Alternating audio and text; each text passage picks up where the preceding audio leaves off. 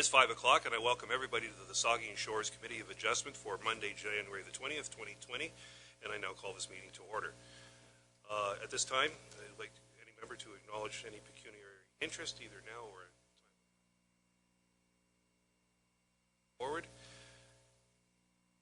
I have a motion moved by Deputy Mayor Matheson and seconded by Mr. Reid, dated today, January the 20th, that we adopt the minutes of the October 21st, 2019. Circulated. Any discussion? In favor? That is carried. There is no additional business, so we'll move on to our public hearings. And our first item is item number 5.1. This is a minor variance application, A-A3-19.46 for Skylark Holdings with municipal address 560 Ivings Drive in the former municipality. Thank you. So, as mentioned, this is a property at 468 Irving, so it's close to the intersection of Godrich Street and Irving's Drive. It is developed with 4 apartment buildings. So you can see the buildings here in the aerial, and the zoning is R4 special.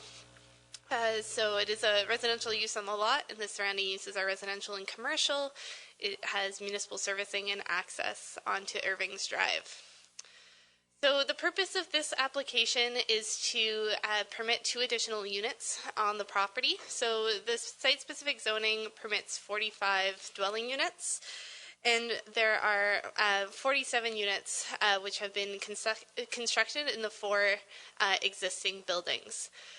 So this approval would legalize these 2 additional units. So just to give a little bit of context, in 2010, the subject property was zoned to permit 45 apartment units. Thereafter, a site plan agreement was entered into with the town, and in 2012, the buildings were constructed, and 47 dwelling units were constructed, and 1 utility room, exceeding the number of units permitted under the zoning bylaw. And so this is intended to legalize those 2 units. So in terms of the policies, it is within the primary urban community of Port Elgin. It's a residential in the Saugeen Shores official plan and zoned residential 4th density. And in terms of the circulation on the file, town staff know that they have no comments, that site plan matters will be addressed through their own process, and there are no issues raised by any of the other agencies. We haven't received any public comments in regards to this application. And so in regards to the 4 tests, for the first test, does it maintain the intent and purpose of the official plan? I believe that it does. The property is designated as residential, and the existing high-density residential use is permitted. The proposal meets the criteria for high-density development and the density requirements in the town of Saugeen Shores, so there's nothing in the official plan that would limit it to 45 units necessarily, so I believe that the application maintains the intent and purpose of the official plan.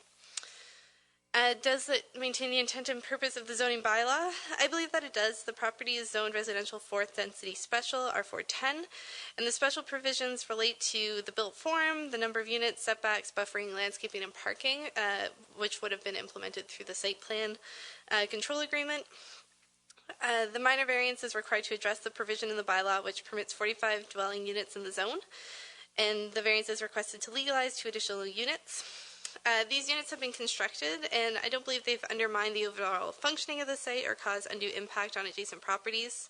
Had these 2 units been contemplated at the time of the rezoning, the applicant's planner contends that they would have been permitted without issue. Planning staff tend to agree with this assessment, that the 2 additional units do not constitute a major departure from what was contemplated at the time of the zoning and are generally in line with the intent. In terms of the variance being appropriate and desirable, I believe that it is. They've been constructed without any undue impact on the property or adjacent properties and continue to be aligned with the town's planning policies. If they weren't legalized and had to be removed, I don't see that this would necessarily result in a great benefit to the public interest. However, legalizing the apartment dwellings would allow them to continue as dwelling units, which are needed in the community. In terms of it being minor, I believe that it is. I don't believe there'll be any major impact from the approval of these 2 additional units. So with that, I do recommend approval of the proposed variance. Thank you, Ms. Forte. Mr. Davison, do you wish to address the committee?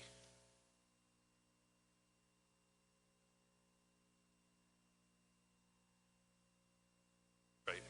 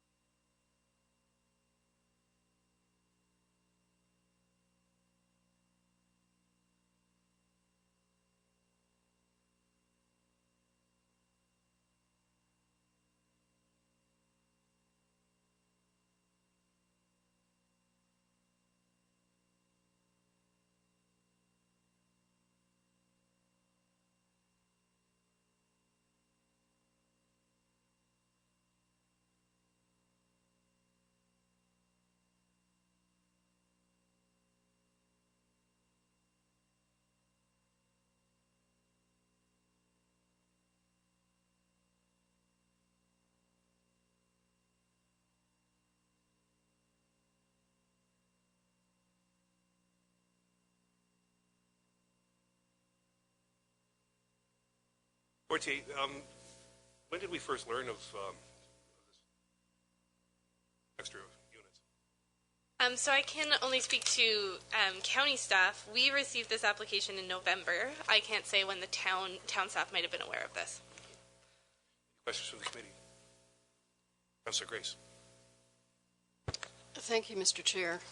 Thanks, Ron, for the comments, because that was my question. I have it looks like what happened is that the 3 additional apartments were built instead of the initially planned utility rooms. Do those apartments have individual laundry facilities within the apartments?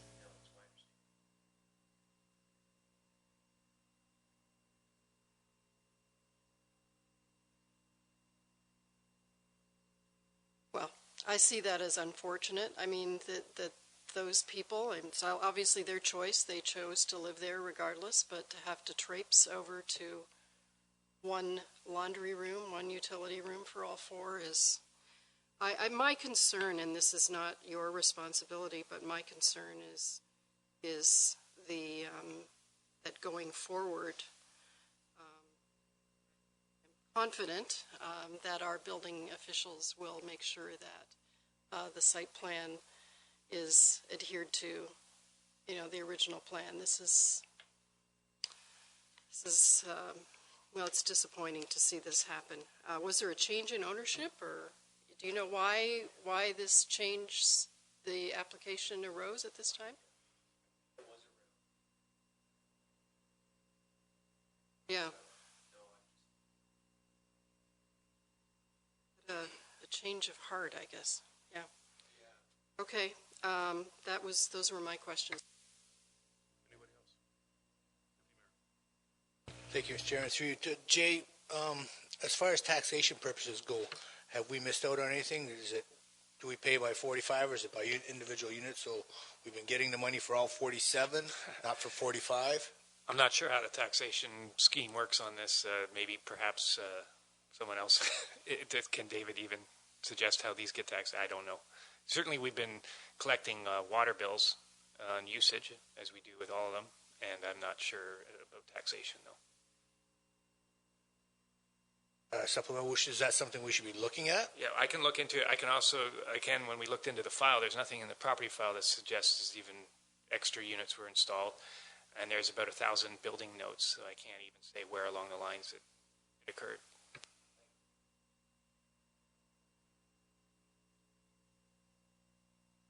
Thank you, Mr. Davison. I have a motion moved by Ms. Kuntz, seconded by the Deputy Mayor, dated today, January the 20th, 2020, that the minor variance application A-A3-19.46 be approved. subject to the following conditions: that any future development on the property conforms to the provisions of the zoning bylaw, and that the decision applies only to the proposed development as I want to make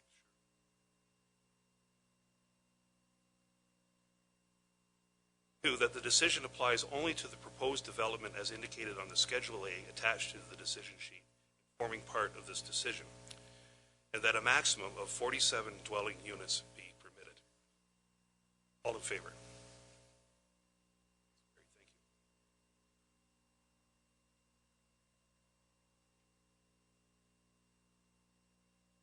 Our next item is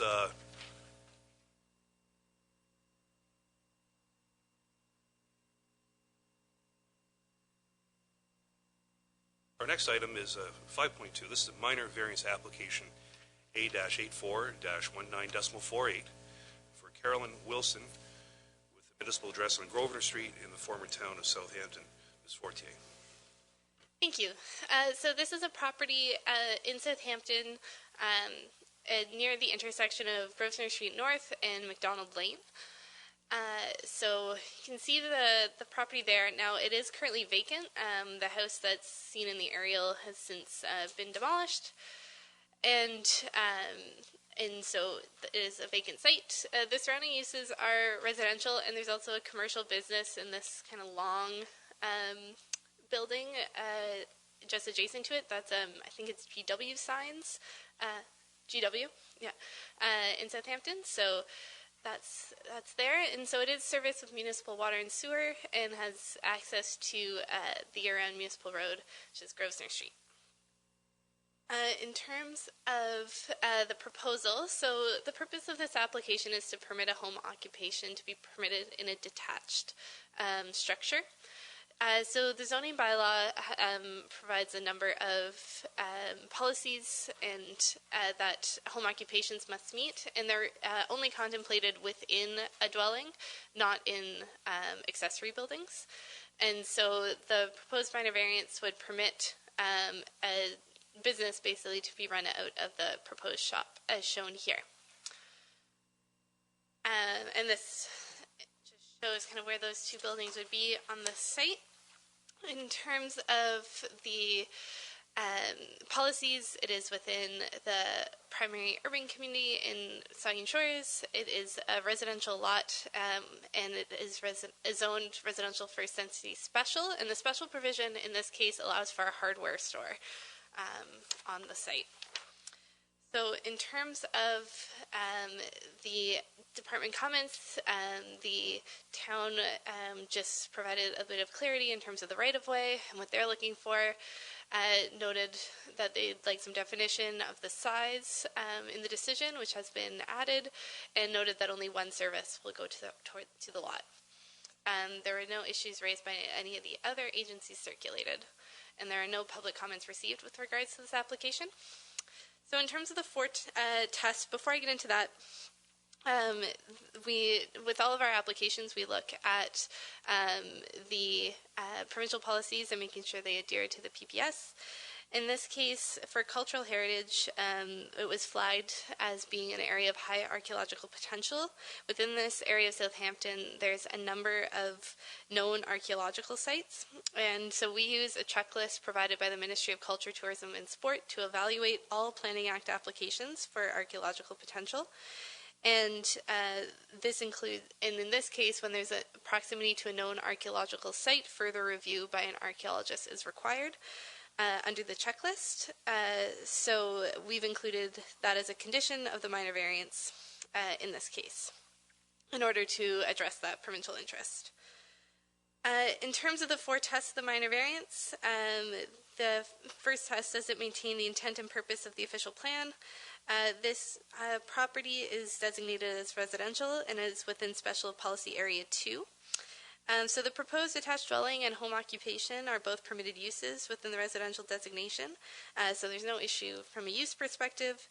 The Special Policy Area 2 recognizes the low-rise, low-density nature of this neighborhood and allows for some reduced height requirements to be implemented through the zoning bylaw. In terms of the intent and purpose of the zoning bylaw, Section 3.12 of the zoning bylaw regulates home occupations.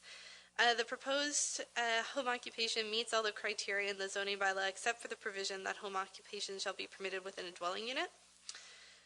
So the intent of this is to ensure first and foremost that the creation of home occupations don't impact the residential character of an area and are not created in buildings that are then able to be severed away from the primary use.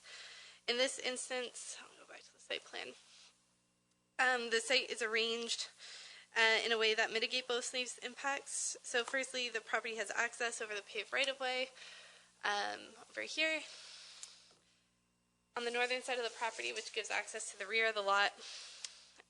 So while, there is lots of room on this site, if they were to move the building over, they could still have a driveway or a walkway or something to the rear. They can also use the paved right-of-way, so there are options for access to the rear. And I apologize for the typo that was pointed out, but the detached building won't be able to be severed from the primary building. It won't have any frontage on a municipal road, which is a requirement of a severance, so it won't be able to be a standalone property separate from the residential use. And again, the proposed studio is located at the rear of the proposed dwelling and not viewable from the road, so the residential character of the property will be maintained. And we've also included in the decision the limitation that the size of the shop be equivalent to 30% of the area of the dwelling, so no greater than that, just to provide some sort of limitation on the size of the business. So I believe that these considerations effectively address the zoning provisions for home occupations. Additionally, I would note that the R16 zone allows for a hardware store, so commercial uses are already permitted within the zone, and this is likely to have a much smaller impact than that permitted use. So I do believe that this maintains the intent and purpose of the zoning bylaw. In terms of it being appropriate and desirable, I believe that it is. This is a unique area in that there is an existing commercial use next door in the residential area, and there's a history of commercial uses in this part of Southampton. So the proposed floral design shop, I believe, is appropriate as a home occupation and would be a desirable business to be located in the area. And so I don't see any issues with this type of business being located in this building in this location. And in terms of last test, is it minor? I believe that it is. The proposed business, which I should have mentioned at the beginning, I'm not sure if I did, is for a floral design studio, and the applicant has confirmed that it will largely be for a space used for consultation, and much of their work will be large-scale off-site installations in floral design. So there'll be so a lot of their work will be off-site, and this will be largely a space for consultation and doing the floral design as part of their work. So I believe that the impact of permitting this in the detached structure will be minor, and I don't expect it to have any impact on the surrounding neighborhood or adjacent property owners. So with that, I do recommend approval of the variance. Thank you, Mr. Forshey. Mr. Weichel, do you wish to address the committee? Questions from the committee, Deputy Mayor? Thank you. With the right-of-way, will we be I'm worried about snow removal because it's just, the original house was there with 3-car parking, and the gentlemen who work in GW Signs, where does the snow go? That's one. 2, will it become a one-way street, a one-way right-of-way going through there because of the limited parking accessibility? Will we be looking at that? You do not own the storage behind it. It's just the ABS lot.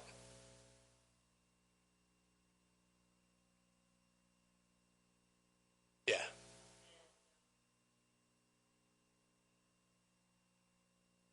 Okay. Okay. Those are just my concerns. Certainly. motion moved by Ms. Kunz, seconded by the Deputy, dated today, that minor variance application A-84-19 be approved, subject to the following conditions. That any future development on the property conforms to the provisions of the zoning bylaw, and that the decision applies only to the proposed development as indicated on Schedule A, attached to the decision sheet informing part of this decision. That a home occupation floral design studio be permitted to be conducted in the proposed detached shop, that the area devoted to the home occupation on the subject land equivalent to or lesser than 30% of the floor area of the detached dwelling, that an archaeological assessment be received for the subject property, and that all recommendations therein be carried out prior to the issuance of a building permit, or that confirmation can be received from a licensed archaeologist. An archaeological assessment is not required. That only one municipal service connection shall be provided to the subject lands, and that the right-of-way be confirmed to permit access. All in favor?